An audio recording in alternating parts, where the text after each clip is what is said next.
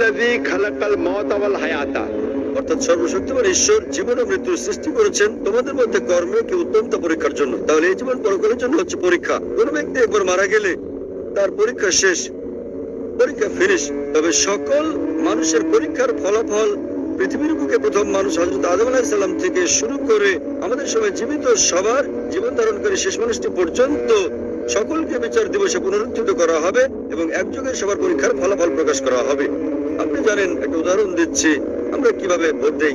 Vote গ্রহণ করা হয় উত্তর ভারতে একটা তারিখে, দক্ষিণ ভারতে অন্য একটা তারিখে, পূর্ব ভারতে ভিন্ন একটা তারিখে, কিন্তু গণনা শুরু হয় একযোগে এবং ফলাফল ঘোষণা করা হয় একযোগে। সুতরাং একই রকম ভাবে এখানে পরীক্ষা নেওয়া হয়ে গেছে। তবে তিনি মালিক ইয়াউমিদ্দিন, তিনি বিচার দিবসের মালিক। বিচার সবার একই দিনে হবে। হিসাব কিতাব কে সঠিক কে বেঠিক একই দিনে ঠিক করা হবে। তারপর আপনার ভালো মন্দ কাজের উপর ভিত্তি করে আপনি সর্বশক্তিমান ঈশ্বরের আদেশ মান্য করেছেন কি না, তার ভিত্তিতে আপনি যাবেন বেহেশতে কিংবা দোজখে। তবে সকলকে পুনরুত্থিত করা হবে, যদিও বর্তমানে তারা সুপ্ত অবস্থায় আছেন। সুপ্ত অবস্থা মানে তারা মারা গেছেন, তবে তাদেরকে পুনরায় জীবিত করা হবে। সর্বশক্তিমান ঈশ্বর তাদেরকে পুনরায় জীবন দান করবেন। তাহলে সকল মানুষ পুনরুত্থিত হবে এবং শেষ বিচারের দিনে পবিত্র কোরআন আল্লাহ বলেন যে একজন মানুষ সর্বশক্তিমান স্রষ্টার বিচারে আপত্তি জানাবে না। কারণ আমাদের অঙ্গ প্রত্যঙ্গ সাক্ষ্য দেবে, আমাদের চোখ সাক্ষ্য দেবে, আমাদের হাত সাক্ষ্য দেবে আমাদের কর্মের। এমনকি তারাও আপত্তি করবে না যাদেরকে নির্দেশ পালন না করার জন্য জাহান্নামে পাঠানো হবে। কোরআনে বলা হয়েছে তারা সর্বশক্তিমান স্রষ্টার বিচারে কোনো আপত্তি করবে না। তারা বলবে আমাদের আর একটা সুযোগ দাও, এবং সর্বশক্তিমান আল্লাহ বলবেন যে অনেক দেরি হয়ে গেছে, পরীক্ষার সময় শেষ। তাই বিচার দিবসে সকলকে পুনরুত্থিত করা হবে ভালো খারাপ কাজের উপর ভিত্তি করে। আপনি পাস বা ফেল করবেন, বেহেশত বা দোজখে যাবেন। আশা করি উত্তরটা পেয়েছেন। মাঝের দিকের ভাইয়ের নিকট থেকে পরবর্তী প্রশ্ন, বাইক নম্বর 2। আসসালামু আলাইকুম, আমার নাম অজয়। আমার প্রশ্ন হচ্ছে, জান্নাতে যাবার জন্য ইসলাম গ্রহণ করা কি আবশ্যক?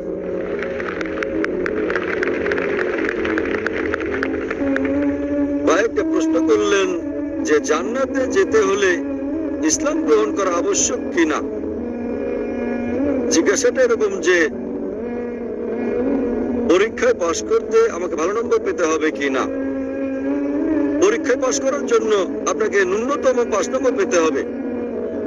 জান্নাতে যাওয়ার জন্য প্রয়োজনীয় শর্তাবলীর কথা বলছে সূরা আল আসর অধ্যায় নম্বর 103 আয়াত নম্বর 1 থেকে 3। বলা হয়েছে ওয়াল আসর ইন্নাল ইনসানা লাফি খুসর ইল্লা আল্লাযিনা আমানু ওয়া আমিলুস সলিহাতি ওয়া তাওয়াসাউ বিল হাক্কি ওয়া তাওয়াসাউ বিস সাবর।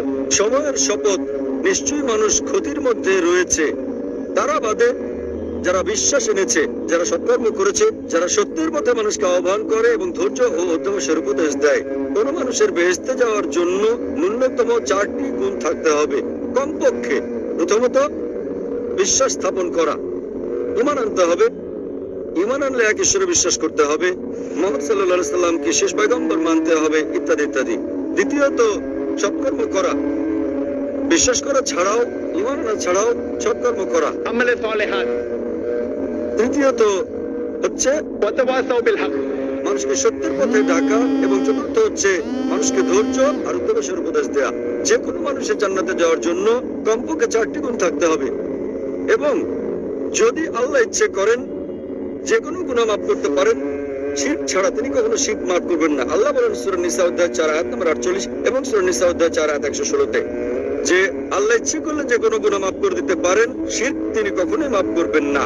যে লোক শিরক করেছে সে কঠিন গুনাহ করে ফেলেছে। শিরক একটা বড় গুনাহ। শিরক করলে জান্নাতে যাওয়ার কোনো সুযোগ থাকলো না আপনার জন্য। অন্যান্য গুনাহ আল্লাহ ইচ্ছে করলে মাফ করে দিতে পারেন, তবে আপনার জান্নাতে যাওয়া নিশ্চিত করতে হলে ন্যূনতম 4টি গুণ অর্জন করতে হবে। ঈমান, সৎকর্ম করা, মানুষকে সত্যের পথে ডাকা এবং ধৈর্য ও অধ্যবসায়ের উপদেশ দেয়া। ভাই আপনাকে আমি জিজ্ঞেস করছি, হ্যাঁ বলুন। আপনি কি জান্নাতে যেতে চান? আপনি জান্নাতে যেতে চান কি না? জি, যেতে চান আপনি? আমি এই জন্য বলছি, আমার অন্তর দিয়ে বলছি, আমাকে কলমা পড়িয়ে দিন। মাশাআল্লাহ, জান্নাতে যেতে চান। ভাই জান্নাতে যেতে চান এবং তিনি কলেমা পড়তে চান। কেউ কি আপনাকে ইসলাম গ্রহণ করতে জোর করছে ভাই? আচ্ছা, কেউ কোনো জোর করছে কি? কেউই না। আচ্ছা, করছে না। অর্থনৈতিক কোনো চাপ, টাকা পয়সার কোনো ব্যাপার? হ্যাঁ, না না না। কেউ আপনাকে জোর করছে, জোর জবরদস্তি? কেউই না। আপনি আপনার অন্তর থেকে গ্রহণ করছেন? হ্যাঁ স্যার, ভালো ভালো কথা বলছে। ইসলাম আমার এই জন্য পছন্দ হয়েছে যে একজন ভগবান। মাশাআল্লাহ, ভাই বলছেন যে এমন সুন্দর সুন্দর কথা বলা হয়েছে ইসলামে এবং ইসলাম ধর্মে ঈশ্বর এক, তাই ইসলাম গ্রহণ করতে চান। আপনি কি মানেন যে মূর্তি পূজা করা ভুল? হ্যাঁ মূর্তি পূজা করা হ্যাঁ ভুল। ভুল। আচ্ছা, আপনি কি মানেন যে মোহাম্মদ সাল্লাল্লাহু আলাইহি সাল্লাম শেষ পয়গম্বর? মোহাম্মদ সাল্লাল্লাহু আলাইহি সাল্লাম আল্লাহর পয়গম্বর, এটাকে আপনি মানেন? মানি। মাশাআল্লাহ। তো ইনশাআল্লাহ আমি কলেমা পড়বো, আপনি হ্যাঁ। সেটা বলবেন। হ্যাঁ। ইনশাআল্লাহ দোয়া করবো আল্লাহ যেন আপনাকে জান্নাতবাসী করেন। হ্যাঁ, ধন্যবাদ। আশহাদু أشهد আল্লাহ الله ইলাহা إله ইল্লাল্লাহ إلا الله ওয়া আশহাদু وأشهد আন্না أن মুহাম্মাদান محمدا আবদুহু عبده ওয়া রাসূলুহু। ورسوله আমি সাক্ষ্য দিচ্ছি আমি সাক্ষ্য দিচ্ছি যে আল্লাহ ব্যতীত যে আল্লাহ ব্যতীত কোনো মাবুদ নেই কোনো মাবুদ নেই এবং এবং মুহাম্মদ মুহাম্মদ সাল্লাল্লাহু সাল্লাল্লাহু আলাইহি ওয়াসাল্লাম আলাইহি ওয়াসাল্লাম তার বান্দা তার বান্দা এবং পয়গম্বর। এবং পয়গম্বর। মাশাআল্লাহ, আপনি স্যার, মুসলমান হয়ে গেছেন ভাই। স্যার, জি ভাই। আমার একটি ভালো নাম রেখে দিন। ভাই আমাকে একটা নাম দিতে বলেছেন। মানুষের কাছে এক একটি নাম জিজ্ঞাসা করি, তারা আমাকে বলছে না। এখন আপনার নাম কি? আমার নাম অজয় কুমার। অজয় কুমার। হ্যাঁ, ভাই সাহেবের নাম অজয় কুমার।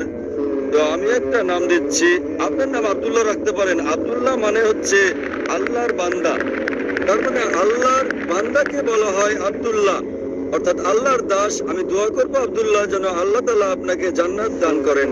আমিন। ধন্যবাদ। আমিন। আমি আপনার জন্য দোয়া কামনা করি, আপনাকে জান্নাতে যাওয়ার জন্য দোয়া কামনা করি।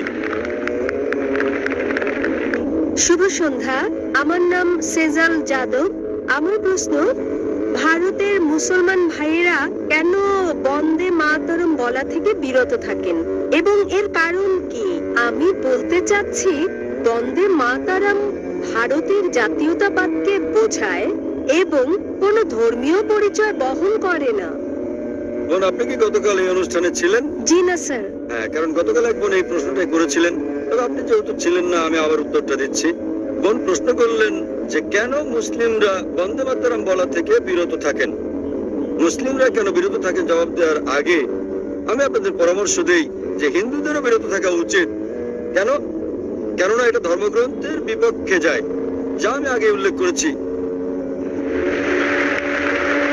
এর আগের প্রশ্নটা যখন আমাদের শিখ ভাই প্রশ্নটা করেছিলেন, তখন আমি উদ্ধৃতি দিয়েছিলাম উপনিষদ থেকে, বেদ থেকে, সর্বশক্তিমান ঈশ্বর কেবল তারই উপাসনা করা উচিত, তার কারণ নয়, তার কোনো প্রতিমা নেই। এখন বন্দে মাতরম একটা গান, এতে তিনবার বলা হয়েছে বন্দে মাতরম। বন্দে মাতরম মানে কি? মাতৃভূমির চরণে আমি মাথা নত করি। হিন্দু ধর্ম অনুযায়ী আপনি কেবল সর্বশক্তিমান ঈশ্বরেরই উপাসনা করেন, অন্য কারো নয়। ঈশ্বর তিনি তো এই দেশেরও স্রষ্টা, ঠিক আছে? তাহলে এটা আপনার ধর্মগ্রন্থের বিরুদ্ধে যায় এবং হিন্দু ধর্ম প্রতিমা পূজার বিরোধী। হিন্দু ধর্মে বলা হয়েছে তুমি কেবলমাত্র সর্বশক্তিমান ঈশ্বরের কাছে মাথা নত করো, অন্য কারো কাছে নয়। তোমরা কেবল তার উপাসনা করো, অন্য কারো নয়। তাই মুসলমান ছাড়াও প্রথমে আমি বলতে চাই এটা হিন্দু ধর্মগ্রন্থেরও বিরুদ্ধে যায়। আপনি যে কোনো হিন্দু পণ্ডিতকে জিজ্ঞেস করে দেখেন, একজন অজ্ঞ পুরুষ কিংবা মহিলাকে জিজ্ঞেস করলে হিন্দু ধর্মগ্রন্থ সম্পর্কে অজ্ঞতার কারণে তারা এটা না বুঝতেও পারে। জাতীয়তার ব্যাপারে আমি আপনাকে পরে বলছি। এখন মুসলিমদের ব্যাপারে বলতে গেলে আবার এই শব্দ বন্দে মাতরম বিরুদ্ধে যাচ্ছে পবিত্র কোরআনের। কারণ ইসলাম ধর্মে আমরা কেবলমাত্র এক ঈশ্বরের উপাসনা করি, অন্য কারো নয়। এবং এই দেশ ভারত, আমরা মুসলিমরা দেশকে ভালোবাসি, এদেশকে শ্রদ্ধা করি এবং সর্বশক্তিমান ঈশ্বর স্রষ্টার আইনের বিরুদ্ধে না যাওয়া পর্যন্ত আমরা দেশের আইন মেনে চলি। এই দেশের আইন মেনে চলতে আমাদের মুসলিমদের কোনো আপত্তি নেই। তবে কোনো আইন সর্বশক্তিমান ঈশ্বরের আইনের বিপক্ষে গেলে আমরা তা কখনো অনুসরণ করি না। যেহেতু সর্বশক্তিমান ঈশ্বর তিনি তো এই দেশের স্রষ্টা, তাই আমরা কি দেশ না সর্বশক্তিমান ঈশ্বরের কাছে মাথা নোয়াবো? ভারত প্রসঙ্গে বলতে গেলে আমরা মুসলিম, আমরা দেশকে ভালোবাসি, এদেশকে শ্রদ্ধা করি। সত্যিকারের প্রয়োজনে আমরা দেশের জন্য মরতে রাজি, কিন্তু আমরা দেশের কাছে মাথা নত করবো না। কেন? কারণ এটা আমাদের স্রষ্টার আইনের বিপক্ষে যায়।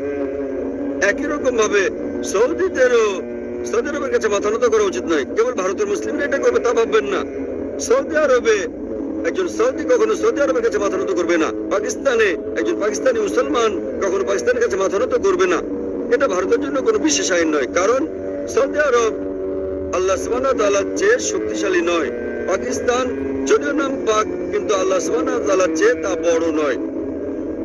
সুতরাং এই আইন একই, এবং ধারণাটা হচ্ছে আমরা দেশকে ভালোবাসি, তবে যদি ইসলাম বিরোধী হয়, উদাহরণস্বরূপ ইসলামে আমরা আমাদের আল্লাহ এবং রাসূলগণের পর এই পৃথিবীতে যাকে আমরা অনেক বেশি ভালোবাসি তিনি আমাদের মা। মা আমাদেরকে তার গর্ভে ধারণ করেন 9 মাস। আমরা তাকে ভালোবাসি, তাকে শ্রদ্ধা করি, আমরা তার জন্য মরতে প্রস্তুত, কিন্তু তার কাছে মাথা নত করতে পারি না। যখন জন্মদাত্রী মায়ের কাছে মাথা নত করছি না, তখন এই ভূখণ্ডের কাছে মাথা নত করার প্রশ্ন আসছে কেন? কারণ না জন্মদাত্রী মা, না আমাদের এই জন্মভূমি কেউ স্রষ্টার চেয়ে বড় নয়। অধিকন্ত সেখানে 12টি লাইন আছে বন্দে মাতারামে, 3 বার আছে বন্দে মাতারাম, যা পরিপন্থী কোরআন এবং হাদিসের।